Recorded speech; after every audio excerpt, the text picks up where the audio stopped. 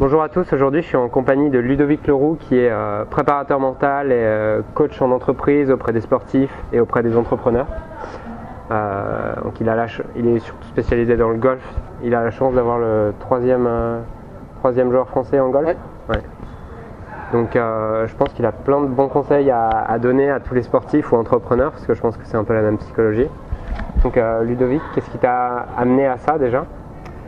Déjà, moi je suis sportif à la base, donc à travers le rugby avec une expérience de haut niveau où j'aurais pu en faire mon métier et parce que mentalement j'ai peut-être pas su faire les bons choix, où j'avais des peurs, des limites, j'ai pas pu continuer plus loin.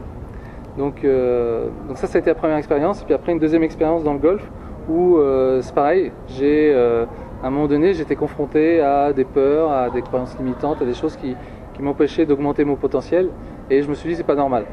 Donc j'ai commencé à me renseigner sur la préparation mentale, sur des bouquins, et c'est comme ça que j'en suis arrivé là. Et aujourd'hui j'aide les autres à peut-être éviter d'être dans la même situation que moi j'étais.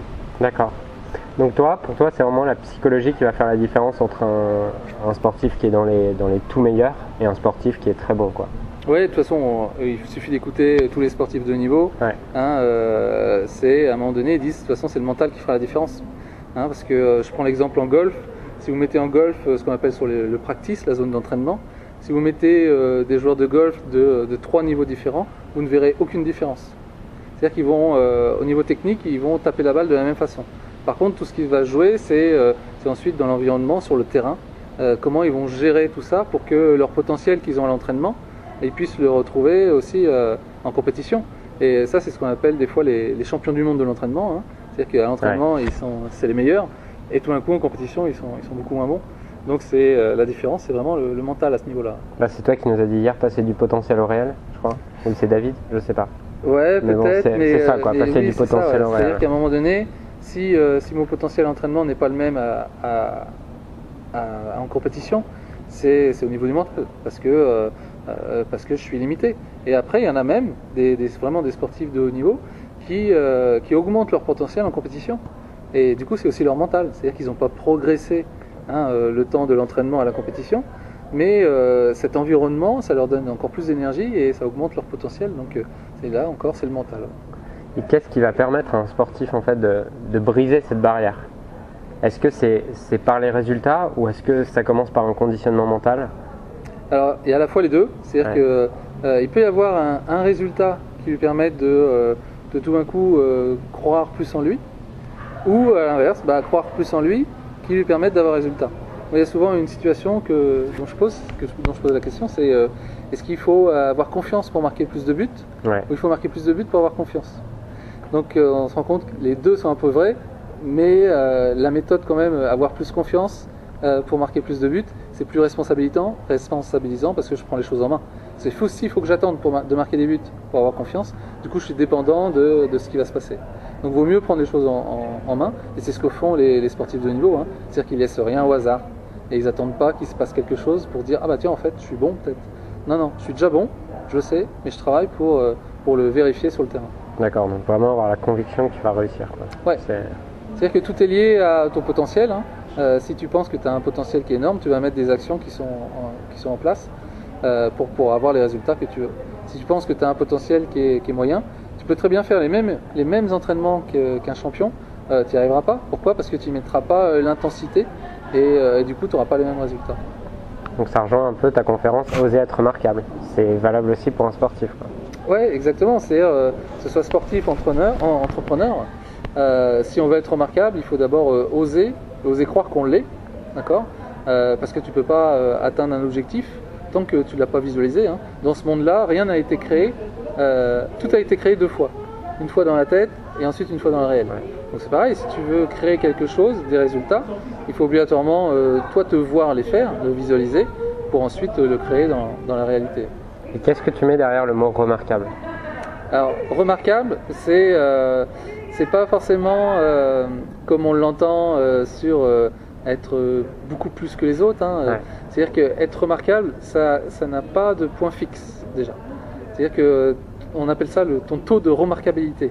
D'accord ? Il va évoluer en fonction aussi de comment tu avances et de te dire c'est génial, je peux peut-être passer à l'étape suivante, à l'étape suivante, à l'étape suivante. Et ça c'est intéressant parce que ça évite d'avoir à un moment donné une fin. Hein, et on se retrouve avec des fois des sportifs de haut niveau qui sont champions du monde, champions olympiques, et derrière ils dépriment parce qu'il n'y a plus rien, quoi. Donc être remarquable, c'est surtout le définir à travers soi-même. C'est-à-dire, déjà je suis remarquable, et en plus, le mot le plus important dans oser être remarquable, c'est oser. Parce qu'au fond de nous, on est tous remarquables, mais on n'ose pas forcément le montrer, forcément l'être. Mais ça, c'est notre culture hein, qui font qu'on ne doit pas se faire remarquer. Hein. Tout petit, on t'a peut-être dit, te fais pas remarquer, arrête de parler. Et du coup, bah, on a pris cette habitude-là. Et les champions, eux, ils n'ont pas peur de se faire remarquer. Il suffit de voir dans quelques jours Usain Bolt au JO. Bah, voilà. Mais il assume, et derrière, il a le potentiel pour le faire. Donc tous les gens qui nous regardent sans exception sont remarquables. Oui, ils ont un taux de remarquabilité, ils sont peut-être pas au courant encore, mais je vous l'apprends. Mais bien sûr, ils sont remarquables, c'est juste qu'il va falloir qu'ils osent dépasser leur zone de confort et les limites hein, qui les empêchent d'être remarquables. Donc il y a à la fois la peur, le regard des autres, et puis de prendre ça comme un jeu. D'accord. C'est un jeu et il faut s'amuser. Et moi je le prenais comme ça, le sport, c'est un jeu. Et je faisais des trucs remarquables sans m'en rendre compte. Et est-ce que au moment où tu as commencé à stagner dans le golf et dans le rugby, est-ce que tu n'as pas perdu un peu cette notion de jeu? Alors, moi, au rugby, par exemple, le moment où j'ai commencé à stagner, c'est que justement j'avais arrêté de jouer. Ouais. Et il y a un critère qui me l'a montré, c'est que je devenais agressif. D'accord? Parce que j'étais plus dans l'environnement qui me plaisait. J'avais un entraîneur, alors mon club était monté de niveau, on était pratiquement pro, et en fait je m'amusais plus, je jouais plus. Et c'est vraiment la différence entre le jeu JE et le jeu JEU.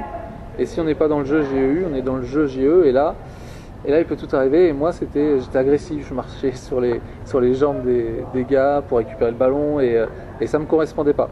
Donc j'ai changé. J'ai changé de sport, j'ai changé de voie. Et où tu fais la différence, à quel niveau tu fais la différence entre la détermination et l'agressivité? Parce que tu vois, dans certains sports, notamment dans le tennis par exemple, ouais. on a des joueurs qui ont envie de tout défoncer, quoi. Bah, la différence, elle est liée à ton ressenti. C'est-à-dire que tu peux avoir la même action qui peut être de la détermination, mais derrière tu as de l'envie. Ouais. Alors que l'autre, tu as de l'agressivité et derrière tu as de la colère. D'accord. Ouais. Donc c'est le ressenti. C'est si tu fais des choses et parce que tu es en colère, c'est pas de la détermination, c'est de l'agressivité. Si tu fais des choses parce que tu as envie d'y arriver, peut-être que tu vas pousser, voilà, tu vas jouer les coudes, mais c'est pas contre eux, c'est pour toi, c'est parce que tu as envie. Et c'est vraiment ce qui fait la différence. Ah, d'accord.